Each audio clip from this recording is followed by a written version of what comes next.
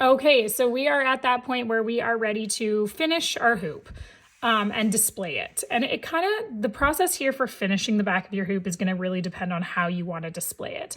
So the pattern obviously fits into a hoop because I wanted to make sure that if you want to display it in a hoop, you do have the right shape for a circle.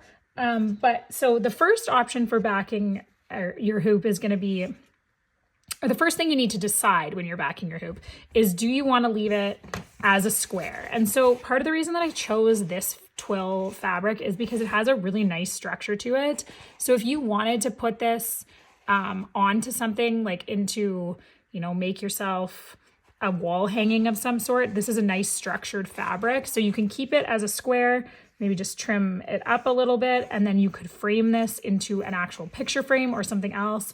I plan to frame mine, but I have a different framing option. So you can either trim the edges and finish this off and make it into like a tight circle around the edge. That's one of the things that when you are keeping it in the hoop, I always say to trim your edges. Now, because this one is one that I'm not sure, I think a lot of people are going to display it maybe differently. You might not be displaying it in the hoop. You might be displaying it in a frame. I don't want to recommend trimming those edges because I really want you to have the opportunity to frame it however you want or hang it however you want. So if you're planning to put it into like a frame of some sort, I wouldn't trim these edges yet. If you are planning to keep it in the hoop so that it hangs on the wall like this, we would trim our pattern down and taking off so that it's just taking off the corner pieces. And that would be step one. So if you are keeping it in the hoop, we would trim our edges, which I will do right now with this example. Okay. This example is done in it's pre-printed on a different fabric. I normally use this nice cotton fabric for some of our samplers, but for this one, because I wanted something a little bit more weighted, I went with the heavier twill cotton, which I love. And I think it would work. It works really nicely for displaying projects. So I'm just trimming these corner pieces off so that I can do my running stitch around the outside and pull it closed. If you have a separate second piece of fabric, you can layer it. If not, this fabric is heavy enough that you don't need a second layer of fabric. This one is a little bit of a lighter fabric, so I do sometimes like to use a second layer. Before you do your second layer, before you move on to your next step, you're gonna wanna trim up any loose ends. So you're just gonna wanna go around, make sure that any pieces of thread that are kind of sticking out are all trimmed up so that just in case you can't see them from the front, just getting all of your ends nice and clean. Shouldn't have too many threads that are jumping around from space to space since we did these individually, but if you're yellow, if you didn't tie off in each spot and you've jumped around, you might want to trim up those.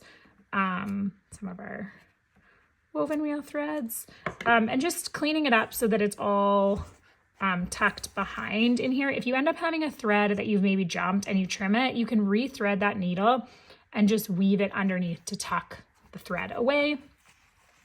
And then the next thing that you'll do is your running stitch. So I'll just do a quick example of how to do the running stitch and what we do. You can use many different methods. Some people glue this fabric inside. I like to use the running stitch just because you just never know if you're gonna wanna get inside of it or if you're gonna wanna take it out of the hoop at some point. And if you've glued it, it's very permanent. So I've tied a knot in the end of my thread and I'm just going to do a running stitch around. So a running stitch is just, you stitch one length forward from the back to the front and then continuing that process all the way around. I normally do about 1/4 inch stitch length. You can do smaller. The smaller you do it, I think the tighter the ruffles end up being, which then makes it lay even flatter at the back. And then you've done your running stitch, your fabric is tight in the hoop, it's all where it needs to be. And then you're just gonna pull your end. I kind of pulled as I went, but you're gonna pull your two ends so that your thread cinches your fabric at the back And then just a quick tie. I'm going to use my needle too. You just tie a little knot.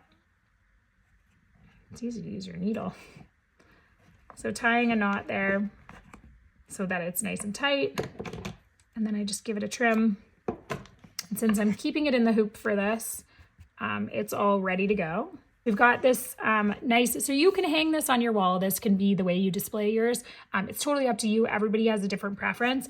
One of the things that I love and I've bought before and I only like is these modern Hoopla hoop frames, which are absolutely amazing.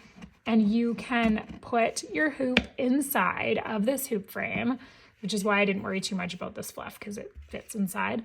And then it's inside and it frames your project so beautifully. And I wanted to make sure that there was enough white space around that we could fit this one into one of these hoop frames because I really think this is probably the best way to display these. You can buy these from Modern Hoopla, which is this one is from. There are some on Etsy.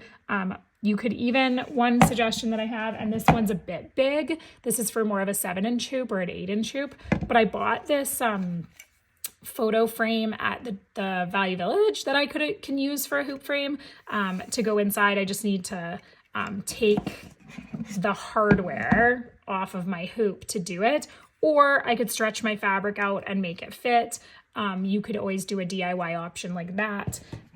But this hoop frame is just absolutely perfect for this design. I feel like it was made for this. And I haven't decided. I bought the neutral color, but I may actually paint that frame. I just haven't decided in what color, whether I want to stain it or whether I want to do it like a pretty color or something. But this is, I think, probably one of my favorite solutions, but you can get creative. You can do tons of things.